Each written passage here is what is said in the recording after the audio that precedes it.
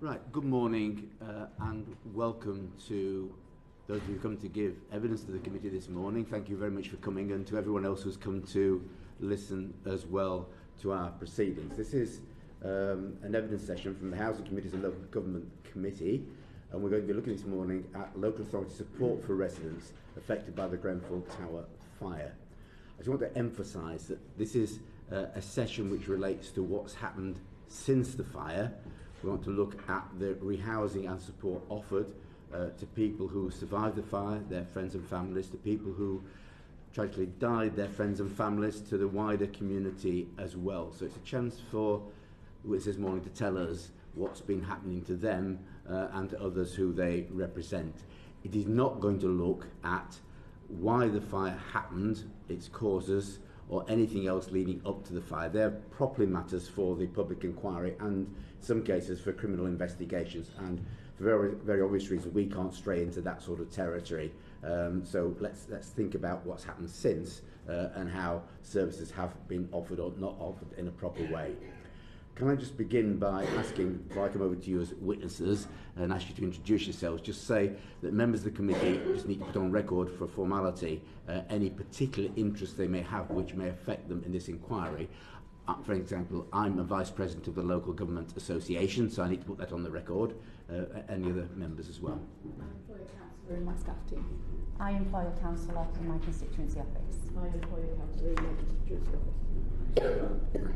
Okay, right, that's our formalities done with. We'll come over to you now. If you'd just like to begin by just going down the table and say who you are and the organisation you're representing this morning. Thank you. My name's Daffarn and I'm from Grenfell United.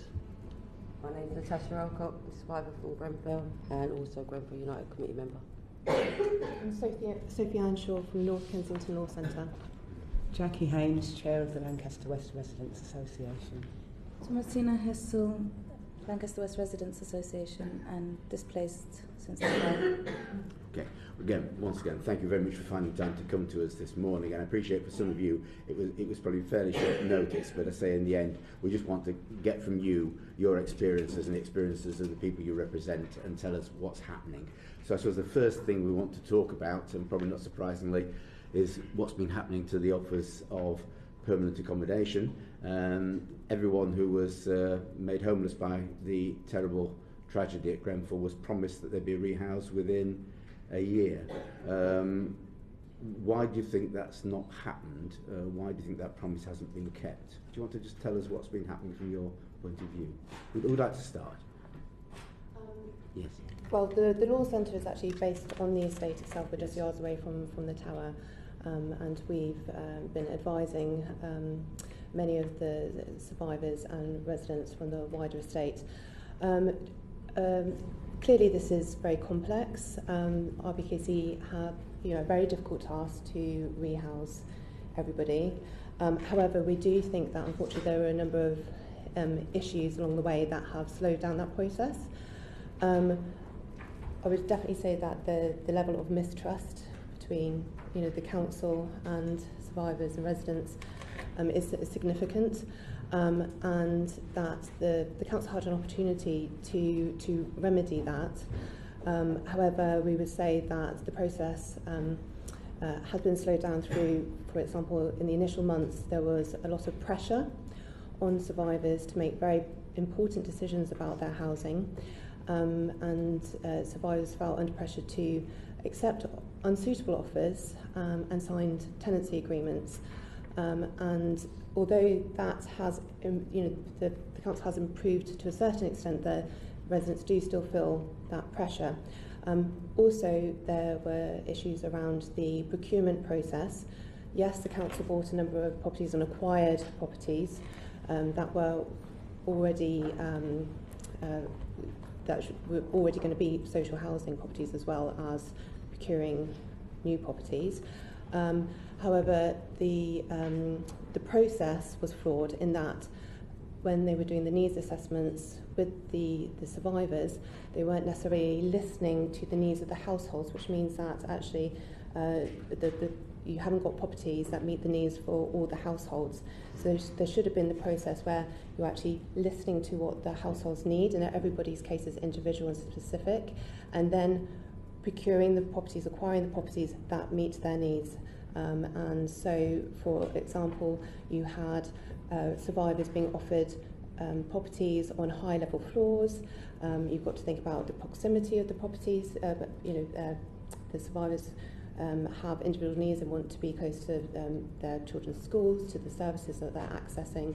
All of this should have been taken into account, and we feel that unfortunately that hasn't happened. And so now you've got a situation where not everybody has accepted an offer of a permanent home, and there are also those people who have accepted permanent properties and have not yet moved in for a number of reasons as well. But I'm sure obviously Grenfell United will be able to comment on that. Yes, please. So I echo what Sophie's saying in terms of how the properties were purchased. There has been enough since there was a larger number, about 100 of that were made available for around September, which some were housing associations, some were, which I assume were also semi-council or were refurbished for the TMO stroke RBKC, and then there were some that were ready to go very early on in Chelsea. What happened since then is they then went out and acquired 186 more properties. But there's been a number of stumbling blocks with those properties, being it that they weren't ready or fit for people to live in. They didn't employ or contract out contractors to do the works in these properties till early February. So that process has been delayed because there was no one, although properties were bought in the autumn last year, there was no one ready to make those properties suitable. Then in regards to people moving on, obviously it is a huge choice. There were also a lot of issues surrounding tenancies weren't actually sorted out until early part of this year in some cases, in some housing associations, and there was a lot of wrangling between housing associations and council. So that's a number of the reasons why it's taking so long. Somebody else want to? Yes, please.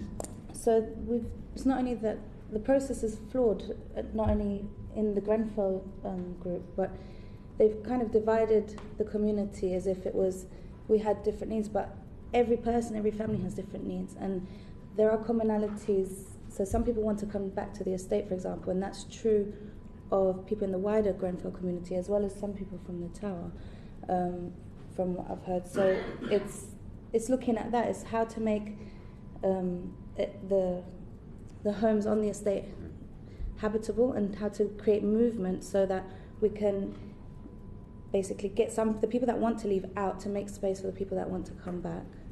So it's about creating movement, and a big problem I think for that is the lack of housing in the first place. So the stock supply, the housing stock is too short, too small. So I think we do need to buy more, and I know there's loads of prime places, for example, behind the leisure centre, there's a block being built as we speak. So to get things like that, buildings locally, build more on the estate through the refurbishment in the basements as an example. So there's options to increase the stock in the area so that we don't have to push people out, because at the moment people are being put into temporary situations, but they haven't got enough information to make informed choices. So what they're not aware of, a lot of them, is that potentially they're putting themselves, by agreeing to this, in a difficult situation later down the line. If the landlords take back properties, then there'll be an urgent need to rehouse tenants, and that could be, they could then be forced to be put into inadequate housing or further out of the borough, and that's a concern as well. Is it clear who's in charge of this process?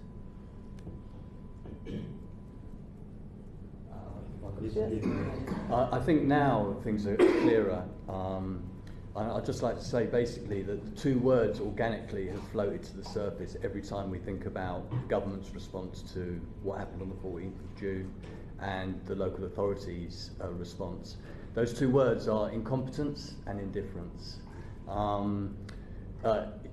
It started off in the housing sense of sort of a kind of promises being made and a policy being brought together that was undermined by the actions of senior councillors who when individual residents went up and started making actual, noises about their, and how unhappy they were, they actually fast-tracked residents, and this undermined the whole policy of housing. So they had a very kind of logical, sensible policy that bereaved family members, disabled families, and then single residents, which was logical and made sense to everybody. But that then was undermined when people were fast-tracked and through that process. As in now, we do know now who is in charge of the process, and we have regular meetings as Grenfell United with Barry Quirk and Maxine Holsworth. They appear to listen to us. They appear to be empathetic. They certainly know the problems that we're bringing to them and what we're saying to them. What our problem is that those interactions don't seem to lead to any actual change in the pace of services being delivered. And I think also what we have to point out as well is that the culture doesn't seem to have changed within the council. So although, speaking with Barry and speaking with Maxine, we're treated with respect, I can't say that that's actually reflected the further down. We'll probably come on to those particular types of issues, but so basically there is someone in charge of rehousing, but it doesn't always mean that the rehousing situation improves. So we know who they are, we meet regularly with them, Yeah. we explain what the problems are, Right. so that they're aware of what the problems are, but that doesn't seem to be reflected in the outcomes that we're receiving as a community. It also hasn't cascaded down to the immediately affected community. We don't yet have that sort of contact or that sort of input. We have residents who where nothing's being taken into account, their children's schools, whether they have caring duties. They're being given one offer which they have to take. There's no time to settle or to see whether this place is going to be suitable for you. And some of the policies around that, some of the policies that surround their tenancy in this situation means that effectively they feel that they're being forced to move out when they're unsure or uncertain as to what that policy actually means for them, how it actually manifests in their real lives. So do you know how many people who are entitled to permanent rehousing haven't actually got an offer yet? In terms of the tower of Grenfell Walk, Yes. my understanding is it's 203 from Grenfell Tower and Grenfell Walk, and I believe there is roughly about 30 people, maybe just less than that now. I think as days go on, the numbers do decrease in terms of who's left to choose a permanent home. So 30 out of 200 haven't got a permanent offer at the stage that they're Haven't accepted. chosen a permanent home yet. Pardon? Haven't chosen a permanent home yet. Yeah. Okay. I think on the procurement point, if there are still households who haven't accepted or who are not happy with the offers that are being given to them, then RBKC does need to reconsider procuring properties that match their needs. And additionally, with the wider Grenfell area, because there's been a decision made that no additional properties will be bought to meet the increased housing need for those residents who have been affected by the Grenfell fire. If RBKC cannot do that financially, then I think they need to be clear and transparent about that. And then, the government made a pledge to rehouse everybody into permanent homes within 12 months.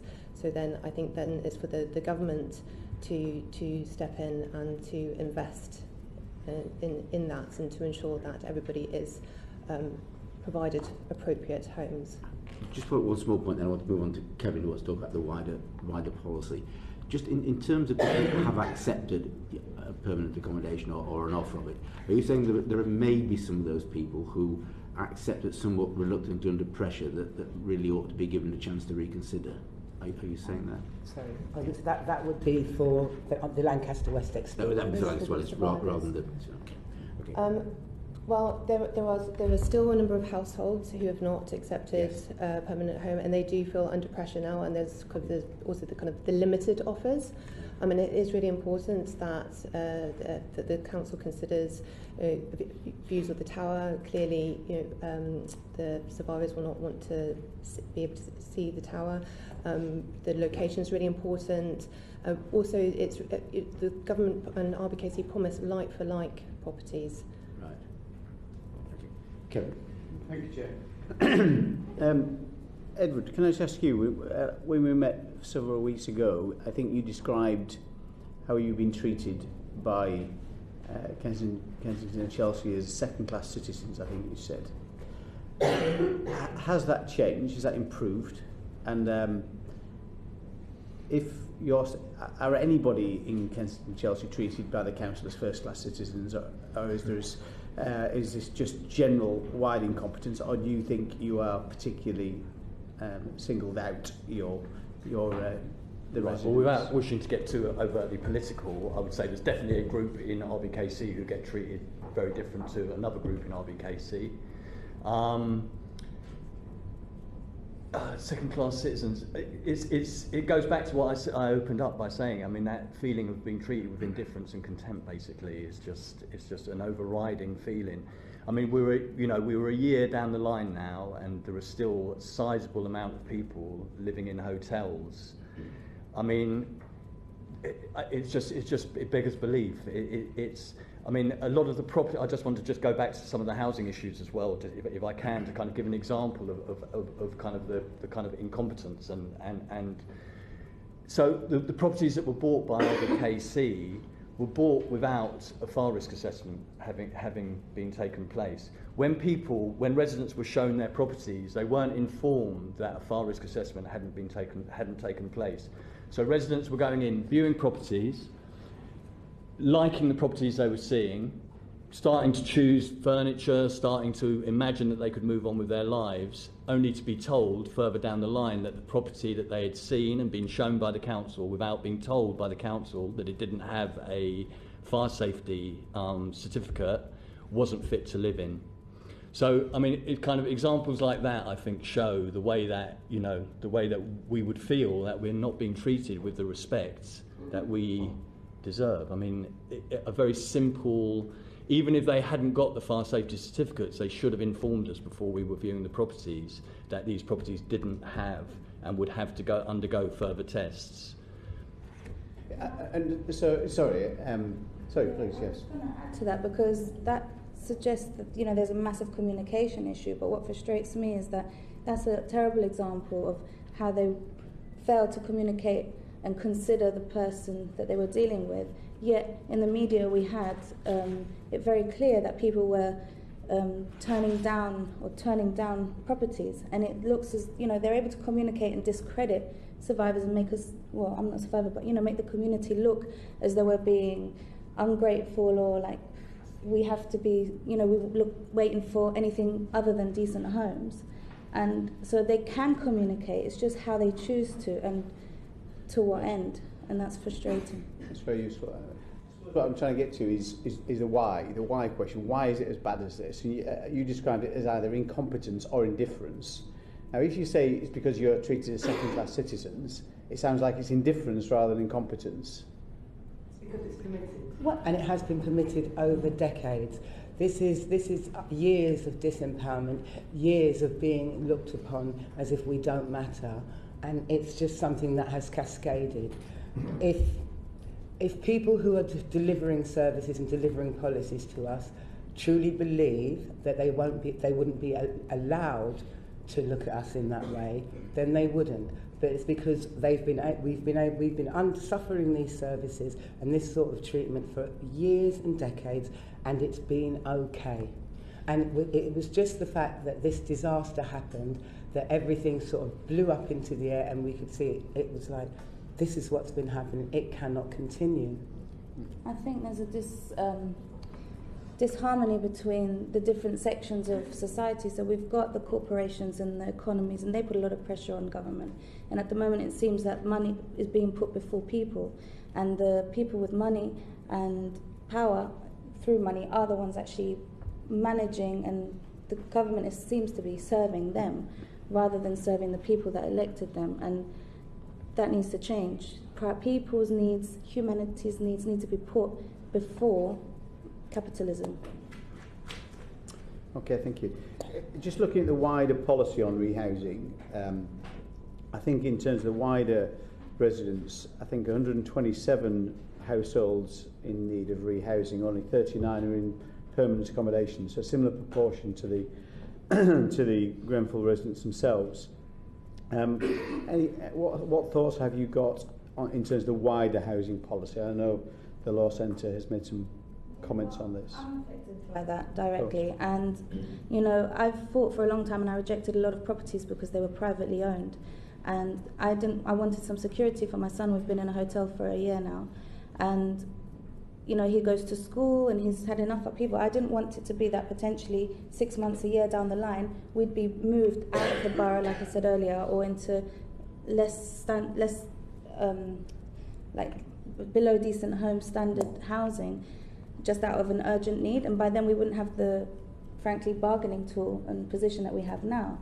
And so I've now personally been put into a housing association property, which gives me a little bit more security whilst we figure this all out. But there are a lot of people... That's a temporary home, isn't it? In temporary accommodation, yeah. So a lot of people are in these permanent housing. I know of one... private rented housing, sorry. I know that one lady already was living in hers for 2 months and then was told she would have to move because the landlord was coming back. So my concerns became real already. And there's questions about the affordability of this in a longer period. If we go by the last year, we're not going to be resolving our housing situations in the next 6 months or so. So, you know, what's going to happen with the affordability? What will happen to the rents? There's situations, for example, in where I was a mother and I was planning to go back to work in September, which hasn't happened yet.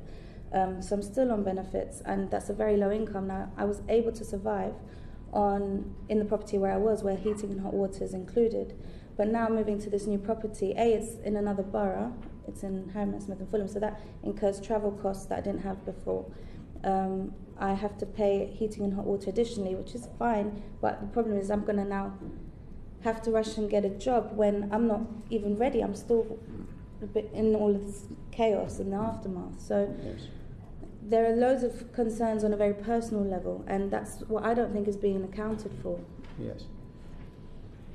No, just with the one important point is, and this is about survivors, the wider Grenfell community as well, is there is an unprecedented mental health crisis now. Okay, and, I think we are going to come on to that in later questions. Yes, yeah, but it affects decisions being made as well. Yes. So decisions on housing. So as I mentioned before, there was lots of pressure in the initial months, and so a number of offers that might not have been accepted might have been due to, well, actually, are you in the right headspace to be thinking about housing? Weeks after the Grenfell fire, but also with the wider Grenfell community, I don't think you can underestimate the impact that this has had on the community. Yeah.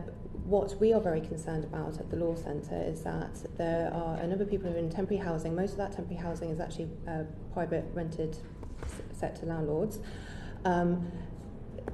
There's no definite time frame for rehousing the residents from the wider Grenfell area, and if the council are now, with the number of houses on the register as it is, particularly with 3-bedroom plus properties, it is going to be some time before those people are rehoused.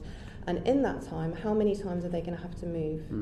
Because the temporary accommodation probably, I've already got a client who, she moved into her temporary accommodation, 2 months later the landlord gives notice to the council. So now she's going to have to move again. She's a secure tenant, 20 years tenure. So she would ideally like to return, but can't because of the mental health issues.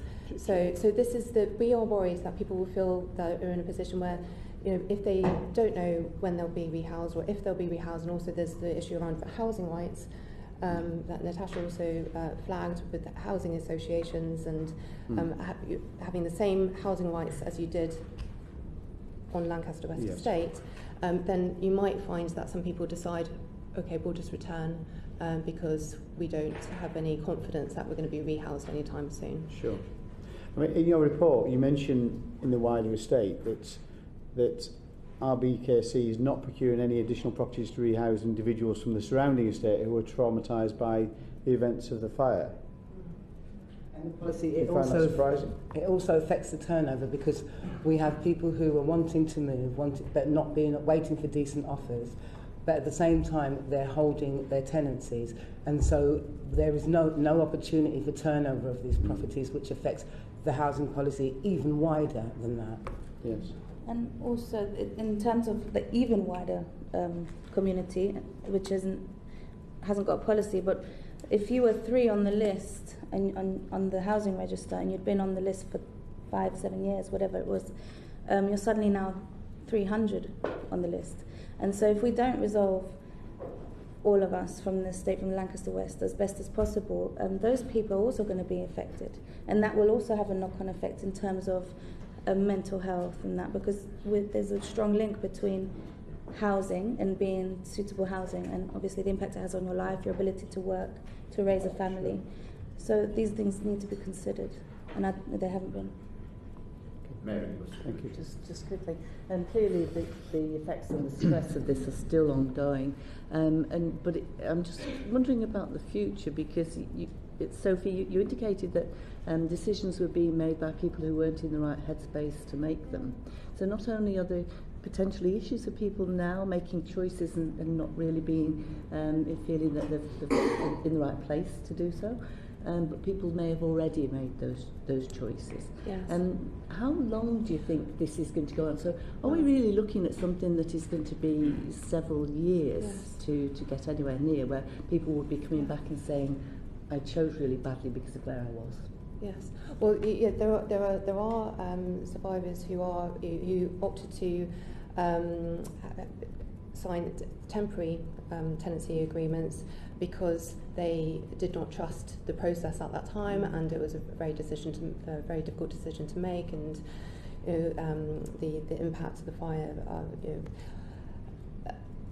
Now they're in a situation where they are anxious about signing up to the secure tenancy agreements, and so that it is definitely ongoing, and also there needs to be support in place for survivors ongoing, in terms of the properties that they're in now, and I'm sure Grenfell United will be able to expand on that, but there needs to be that ongoing support and commitment and the assurance that the council understands the needs of the survivors in the community.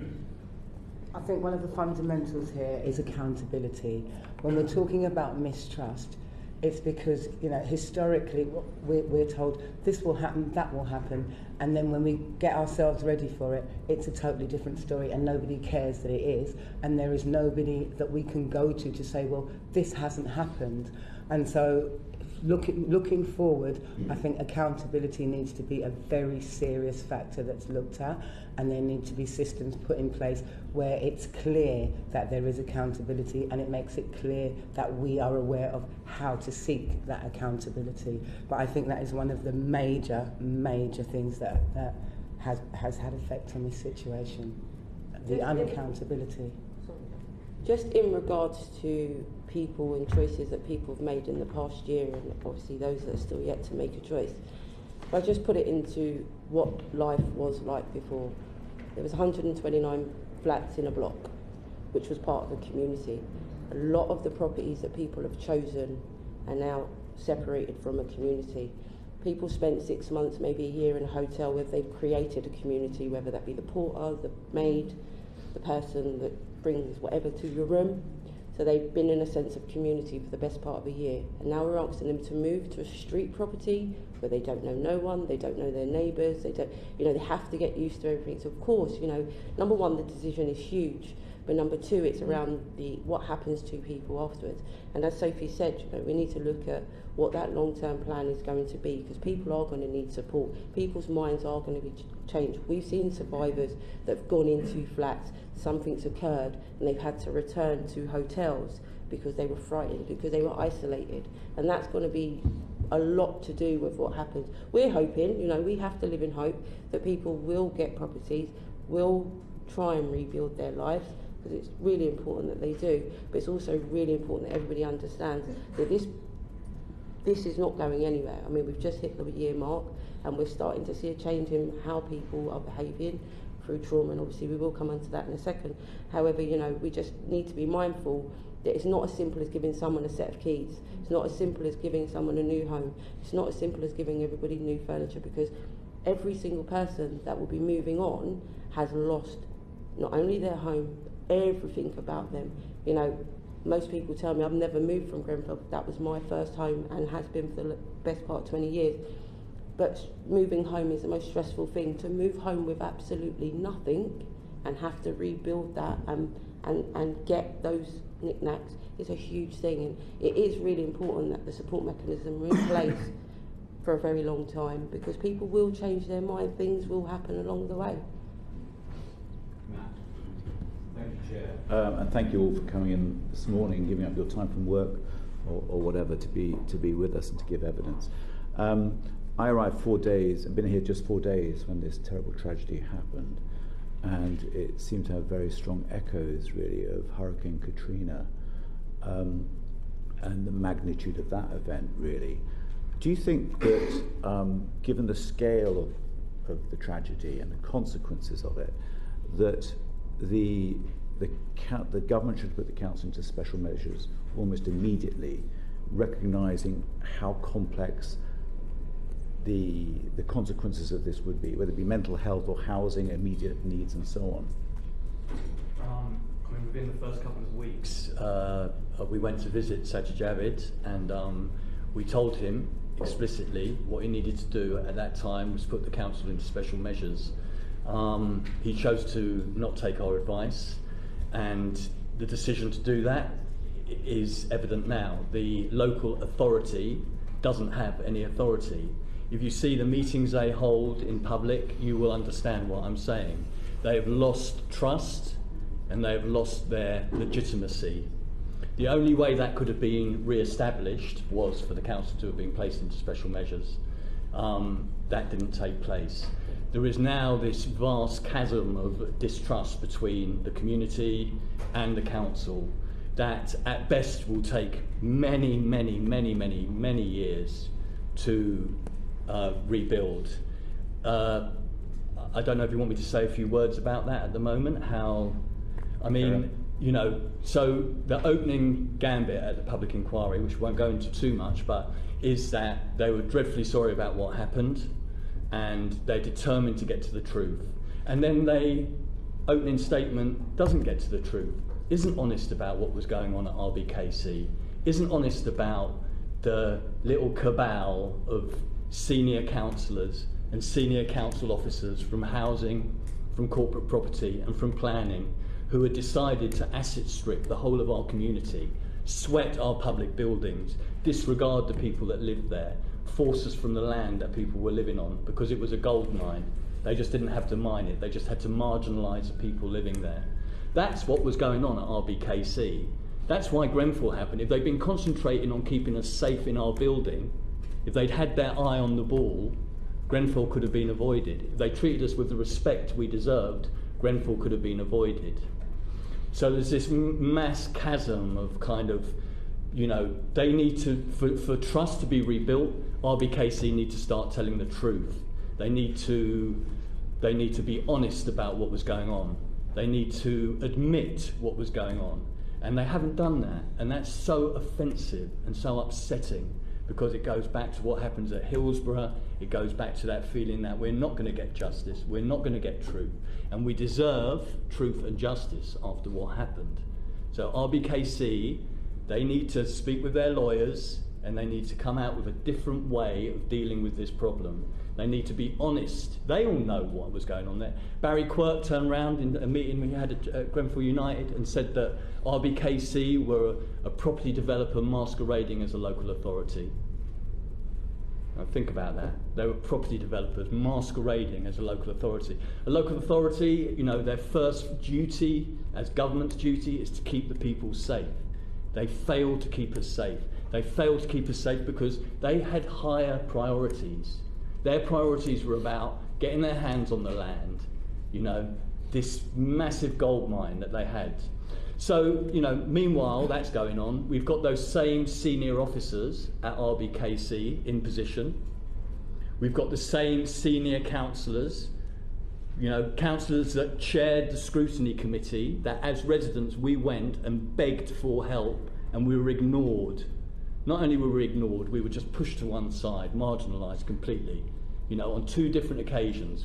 And the last occasion was when we went and spoke to them about the appalling refurbishment works at Grenfell. And instead of listening to what we were saying...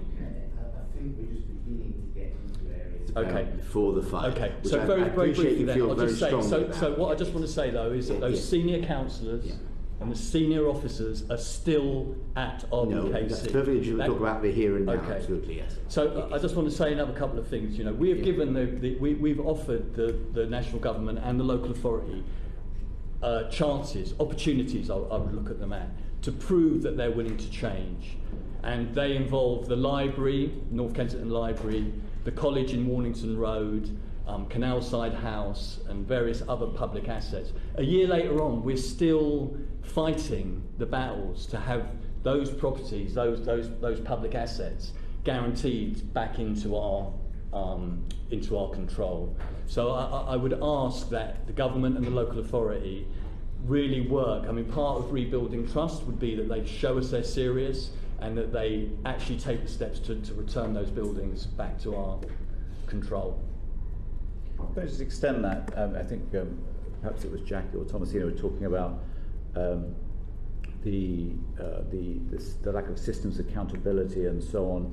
And I'm just very interested to know whether, in terms of that relationship with the authority, is whether it is possible to rebuild that, and whether there is integrity, and that you actually believe now you can work together in the future.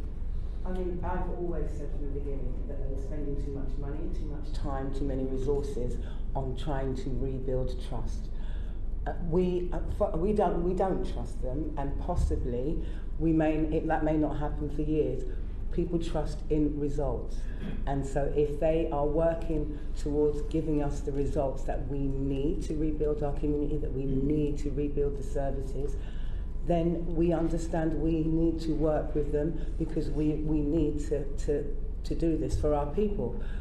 But it's, as I say, it's not about building trust, it's about working together to ensure that what the community needs is what the community gets.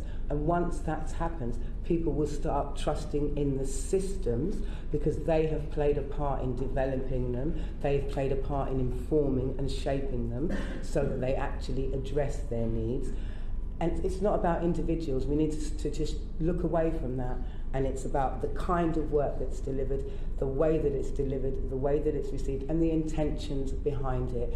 If the council truly intend to help, then that needs to come through in what they're delivering and the way they deliver it, and how they want to get the information from us to help them to do that.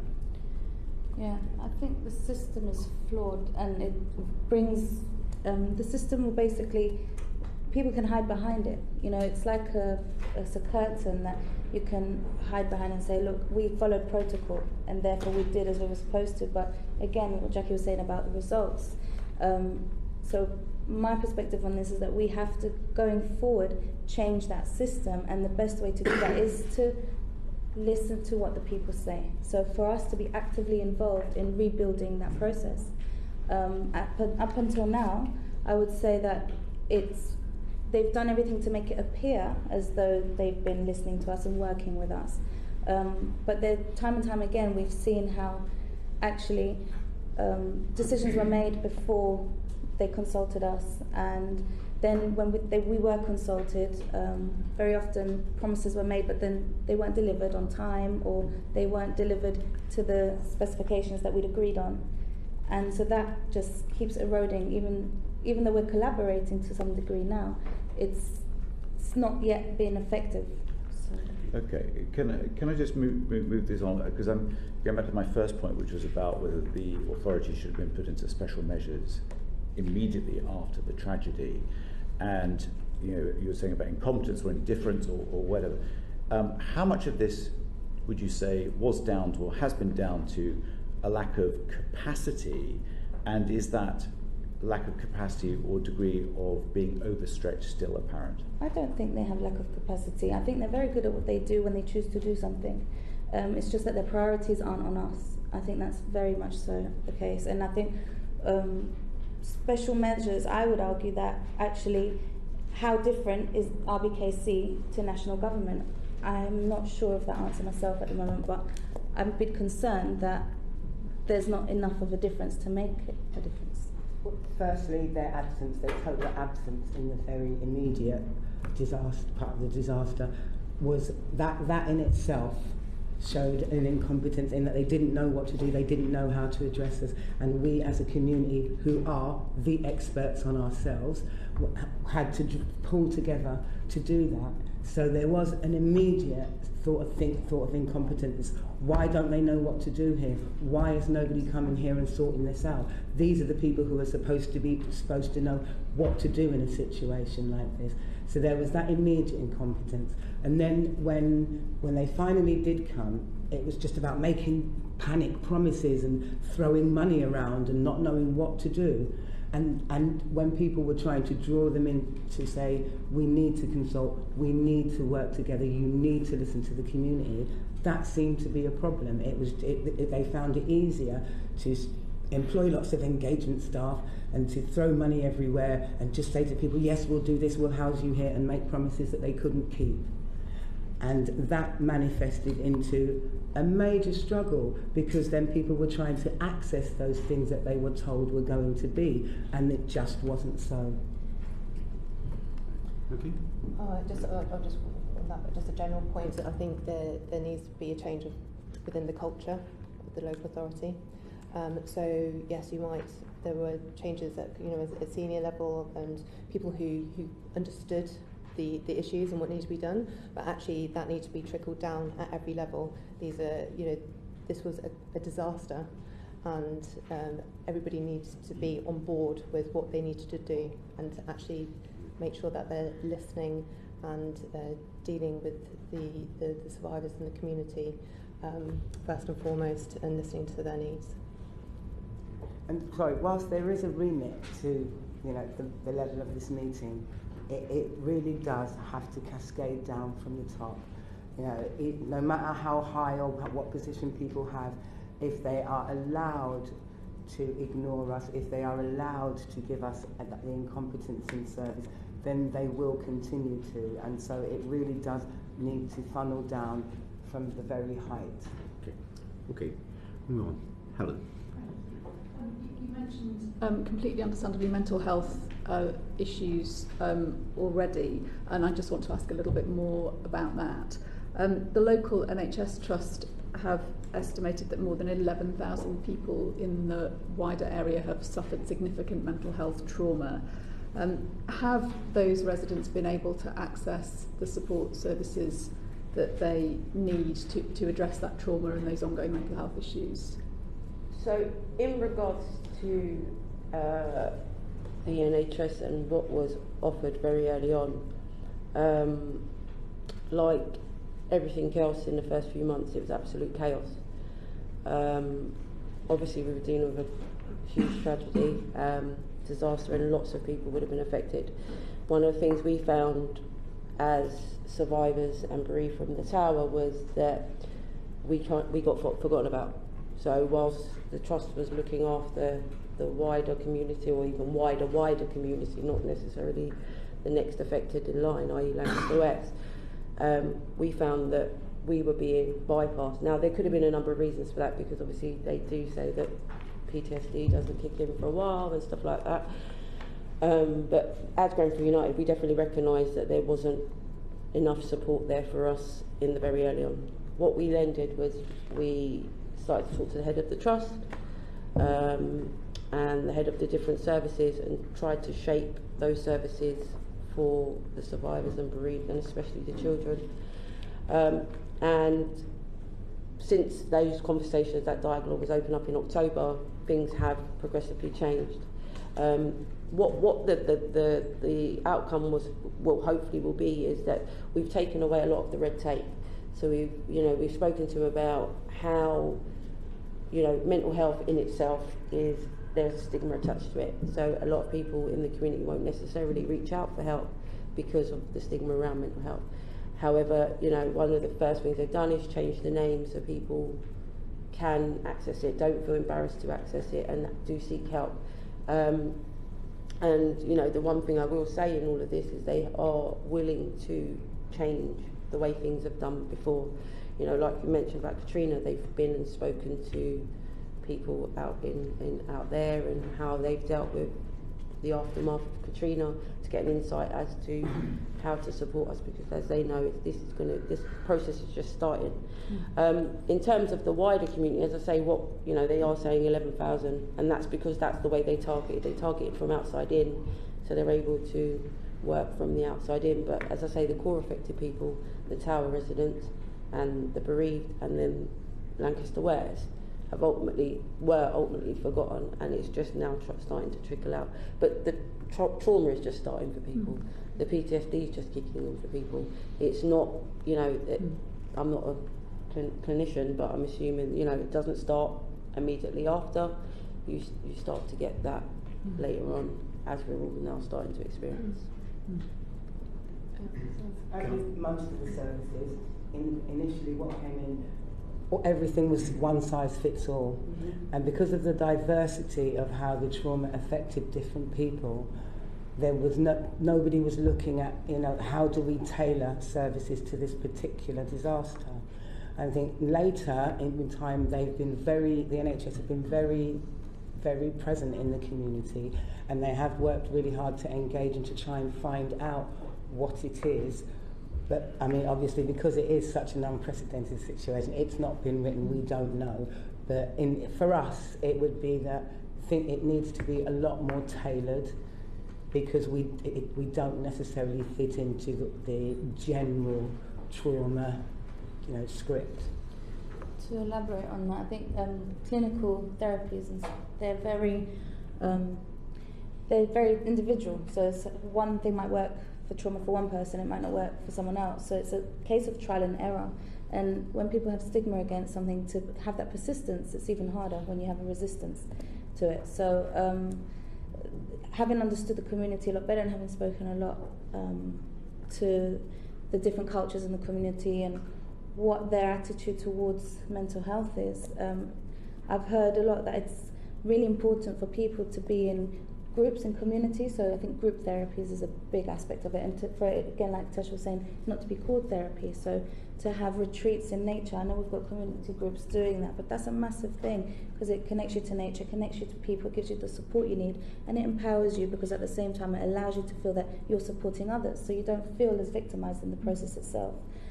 So it's about coupling that and using that as part of a more holistic therapy and intervention in this situation, and actually generally as well, because therapies may work on specific issues at certain times, but overall to maintain mental health, you need the more natural human aspects, as fresh air, sunlight, people.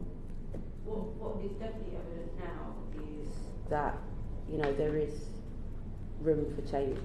There is from when we talked to the head of CNWL, he's a local trust, there is no pushback. There's no, we can't. They know what they're dealing with. They know the complexities of the community. They know, or they're at least trying to understand the complexities of the community. And out of all the organisations that have come since the fire, probably the NHS are the most willing to change and most willing to adapt how they work with individual community.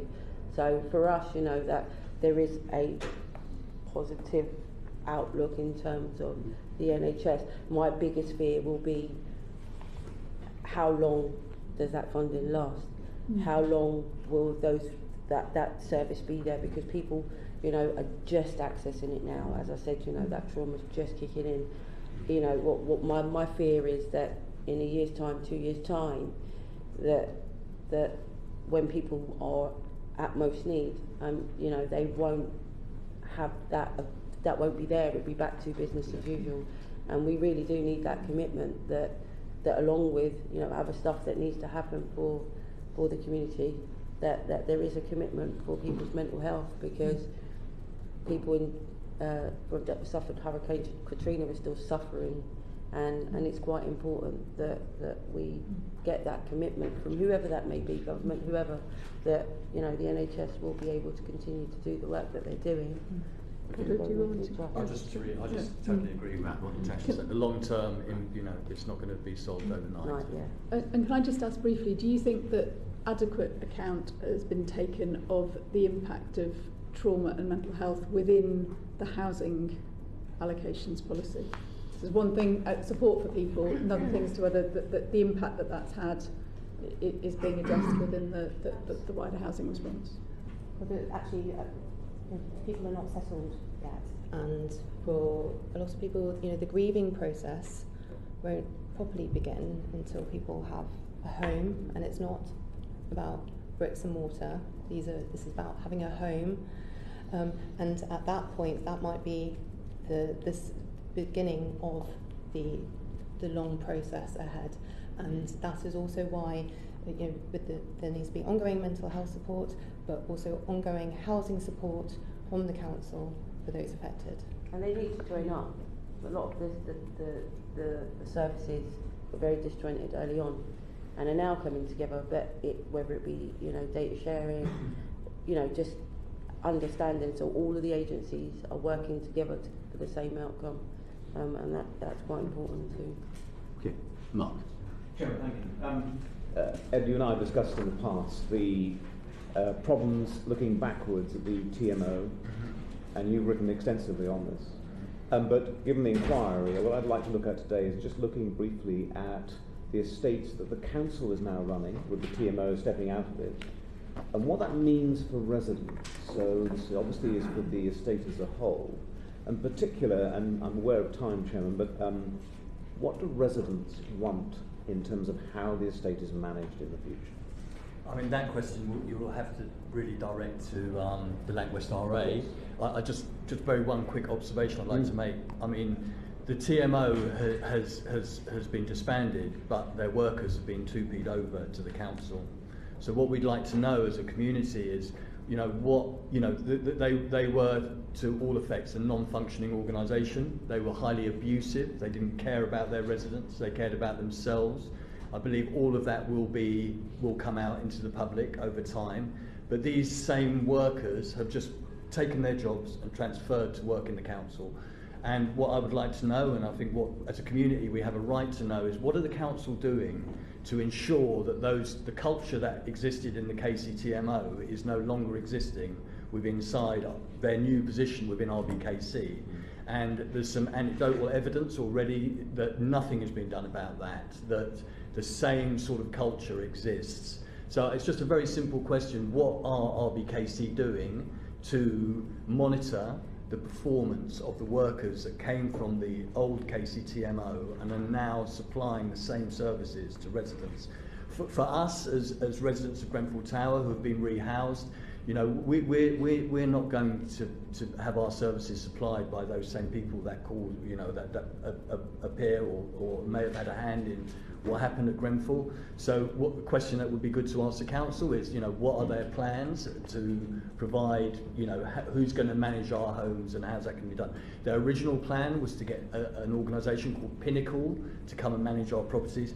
Pinnacle's chosen builder was Ryden, and Ryden were the builders that did the construction work and things. So once we pointed that out, they said that they'd look at other options. We believe that they're taking those options in-house, but it would be good to get some clarification about, you know, exactly how those plans are set to work in terms of how residents living in new properties are going to have those property managed by RBKC moving forward. Okay, thank you. Did you want to add something to that? No. Okay. Jacqui. We shared Ed's concerns in that sense, that it was going to be the same service that we had with the same attitudes that was going to be delivered to us, and we have been working with our housing management so that we are shaping our services, because we are adamant that we are not going to go back to that or be subject to that anymore. What we have had to do is we've had to challenge structure, challenge the way that services are delivered and the way that we participate, and we've now managed to sort of institute systems whereby residents are made a part of almost every process that happens, be it recruitment, be it decisions that are being made around the estate, and we are now working to look towards more resident-led management as well. But this is what we've had to do because there has been absolutely no sign of any improvement, and the mere thought of returning to services being delivered by those same people was just, it's not negotiable. It just wasn't for us. And so what we would like is for Kensington to look at how they are working with us, how they might be able to roll that out, because it's the only way that it's going to work now in the wake of what's already happened. So we've effectively had to take the helm ourselves and start to develop our services with them and say to them, no, you're not just going to give us, you're going to have to work with us because we're going to have to live in that. For instance, with our maintenance service, they are now looking at an internal service whereby we are not in that pot with those old same workers. Our calls and all of our work will be led directly from our housing management system by residents with residents, and that's how much faith we have in the authorities that are supposed to deliver those to us. So change of personnel, but also change the way the management oversight works. The old board obviously was too distant. And a whole change of attitude. The attitude now is that you need to speak with residents. Residents have to be on board and be a part of this.